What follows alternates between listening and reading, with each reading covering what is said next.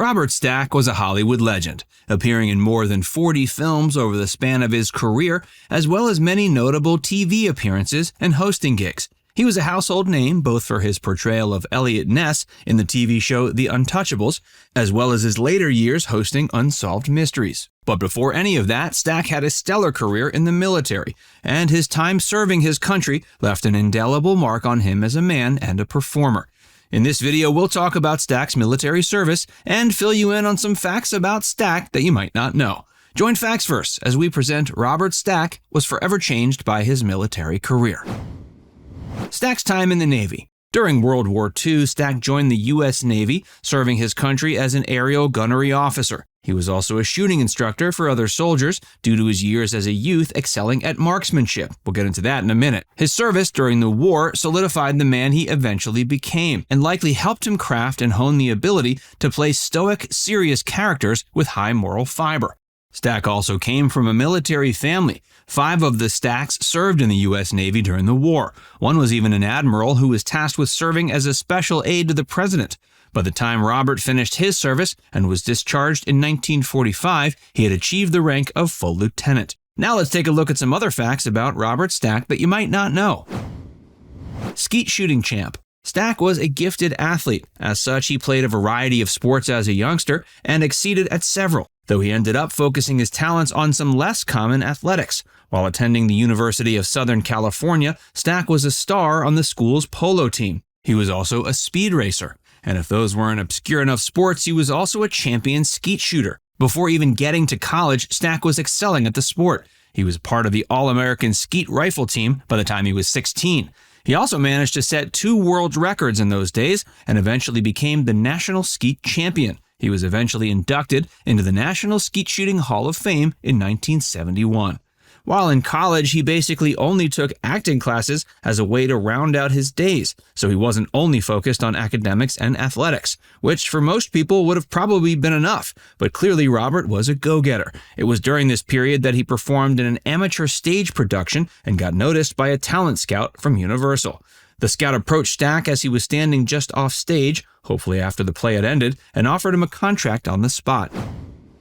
He didn't speak English until age 7. Robert Stack didn't start speaking English until he hit age 7. You'd think perhaps this was because he was born abroad, but that actually wasn't the case. He was born in LA in 1919 and was the 5th generation of his family line to be born in California. So you might assume he'd grow up speaking English from the get-go. But his parents, James and Elizabeth, divorced when Stack was 3. Elizabeth decided she wanted to pursue her passion of becoming an opera singer, so she moved to Europe, taking young Robert with her. As such, he spoke both French and Italian as a baby. He only began to learn English after he moved back with his mother when he turned 7.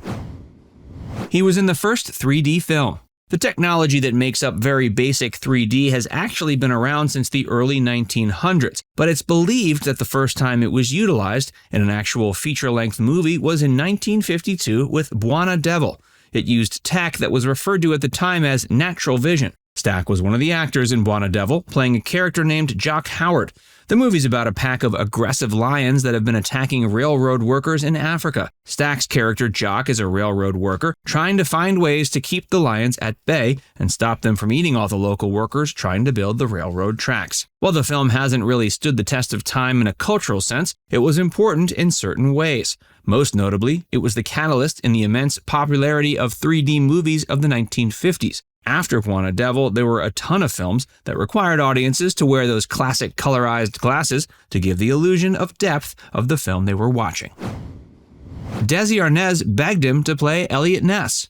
Before The Untouchables was a famous movie starring Kevin Costner and Sean Connery, it was a TV show starring Robert Stack, and it was perhaps the biggest role Stack ever played. It's certainly in the top few, and it helped establish his persona as a serious and powerful actor. But he was very close to not taking the part in the first place.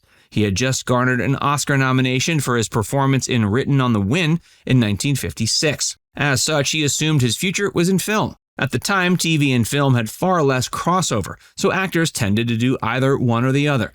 And until only recently, it was considered a step down for film actors to take on TV roles. So when he was approached to play Eliot Ness in the Untouchables series, Stack initially said no. For starters, he considered the title pretty dumb. He also had concerns about the potential for the show to go more than a season or so. This was because he knew that since Eliot Ness captured and arrested gangster Al Capone in real life, the show would have to mimic that. And since it was public knowledge, Stack felt like the show couldn't wait for seasons on end for that to happen. As such, he worried the show would drop off significantly in quality once Capone had been brought to justice. But the producer of the show had one thing going for him that perhaps other producers in town didn't. He was the famed actor and star of I Love Lucy, Desi Arnaz. Arnaz used his sway in town, as well as his charm, to convince Stack to at least read a couple of the scripts. Stack agreed, and Desi's charm offensive worked. Stack loved the scripts and agreed to sign on. It ended up being a fantastic decision, too. The show was a monster hit. He played Ness from 1959 until the show ended in '63. He even brought the character back several decades later, in 1991, for a TV movie on NBC called The Return of Eliot Ness. People all over repeated its catchphrase of "Call Eliot Ness," and in England, fans even went as far as to wear the suits and fedoras that Capone and his gangsters wore on the show. Reportedly, it was so big, Stack would constantly be approached in public by people trying to convince him they'd be perfect to play criminals on the show. Stack's radar became increasingly honed as he began to realize that many of these shady-looking characters were criminals in real life. Another interesting thing is that Stack initially had a strong reaction to the casting of Kevin Costner as Ness. In 1987, the movie version was released with a cast of pretty big names. That included Costner, who was tasked with the role of Ness. Stack admitted to be a little peeved by the choice. He thought it made no sense to have a younger and flashier actor play the grizzled lawman. But he also admitted that he came around on Costner's performance. Plus, he liked the fact that people of a younger generation would now know about via the movie. So much so, it paved the way for his return to the role in the TV movie about him in 1991.